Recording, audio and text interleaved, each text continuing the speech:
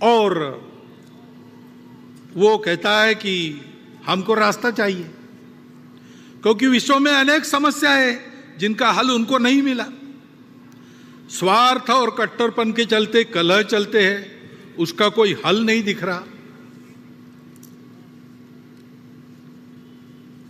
विश्व ने प्रयास किया सबको एक रंग में घोलने का, सब में यूनिफॉर्मिटी लाने का, एकरूपता लाने का। वो यशस्वी हो नहीं सकता, क्योंकि सृष्टि बनी है विविधता, वो विविध ही रहेगी। विविधता में एकता कैसे आएगी, उसका कोई आधार उनके पास नहीं है। और इसलिए स्वार्थ तो रहता ही है, कट्टरपन भी रहता है, उसको चलते एक उन्माद पैदा हो जाता है, अहंकार पैदा हो जाता है, उसके संघर्ष चल रहे। स्वार्थों के टकराव और अतिवादिता के कारण युद्ध चलते हैं, उसका कोई उपाय नजर नहीं आता। प्रकृति विरुद्ध जीवन शैली, जीवन में स्वैरता, अनिर्बंध उपभोग, आत्यंतिक व्यक्तिवाद, अमर्याद शोषण, अधूरी दृष्टि के कारण उपजने वाले ये सारे दोष है। उसके चलते जो समस्याएं पैदा हुई है पर्यावरण की वगैरह, विश्व को उसका रास्ता नहीं दिख रहा है। और उसकी भी अपेक्षा है कि भारत रास्ता दिखाए। भारत को अपने देश में इन समस्याओं का निराकरण करके रास्ता दिखाना होगा। अपने देश में भी ये समस्याएं हैं, बड़ी बात नहीं। समस्या होना कोई गलत नहीं, जीवन में समस्या रहती है। और हम आज दिखा रहे कि हम सामना करके उन समस्याओं का उपाय करेंगे। हमारे यहां भी रहती है समस्या, पर्यावरण की समस्या हम देखते हैं, संकट हम पर भी है। अभी हिमालय क्षेत्र में जोशीमठ में घटनाएं हुई, हिमाचल प्रदेश में घर धंसने लगे, उत्तराखंड में हुआ। पूरे हिमाचल क्षेत्र में ये जो प्रकृति का प्रकोप दिखता है, चर्चा करते लोग कि क्या होगा, यहां भी गड़बड़ हुई तो कैसे होगा, कोई बड़ा संकट आने वाला है क्या?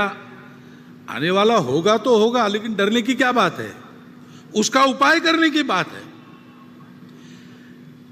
महत्वपूर्ण क्षेत्र है, हमारी उत्तर सीमा इस क्षेत्र से बनती है।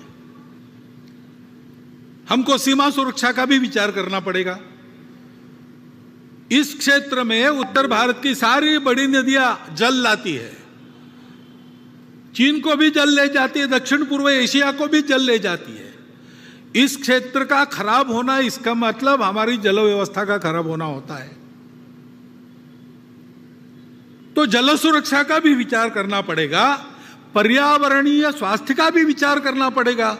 उत्तर को हिमालय की दीवार खड़ी है, इसलिए हमारे यहां 6 ऋतु चलते हैं। वर्षा होती है मौसमी हवाओं के कारण, वो हवाएं वहां टकराती है, फिर से भारत में वापस आती है।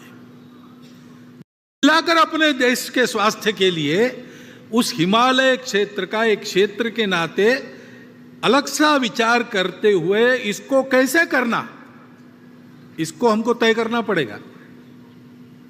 ये तो एक क्षेत्र विशेष की समस्या हो गई, परंतु कुल मिलाकर ही हम अगर देश की स्थिति देखते हैं तो देश आगे बढ़ रहा है, आत्मविश्वास बढ़ रहा है, आगे जाना है।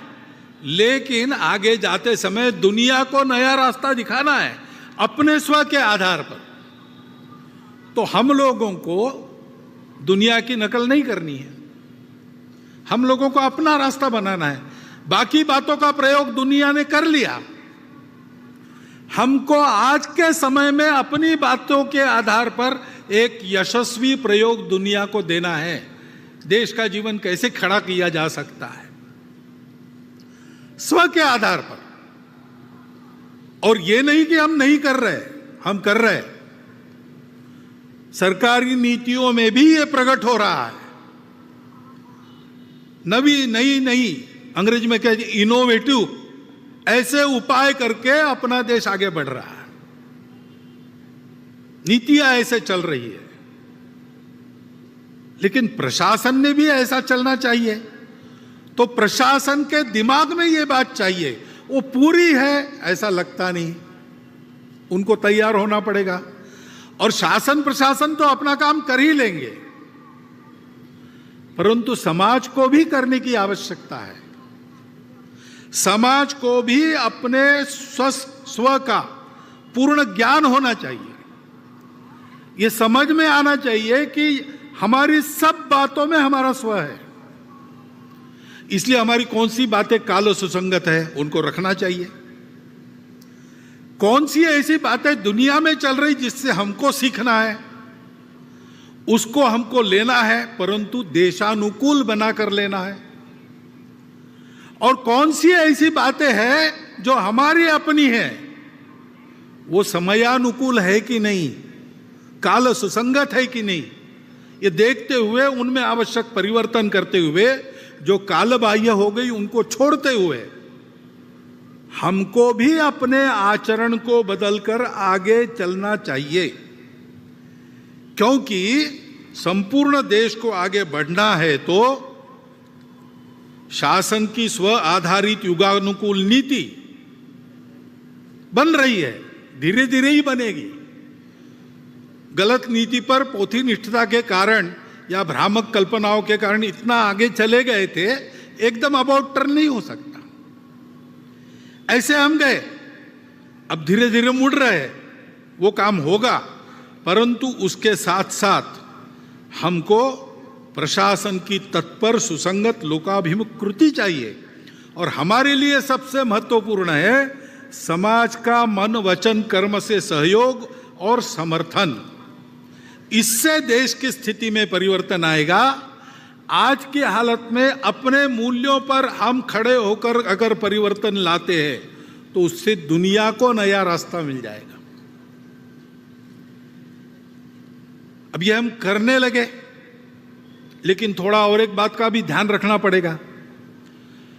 दुनिया में कुछ लोग हैं, भारत में भी कुछ लोग हैं जो नहीं चाहते कि भारत खड़ा हो, और इसलिए समाज में कैसे विभेद पैदा करना,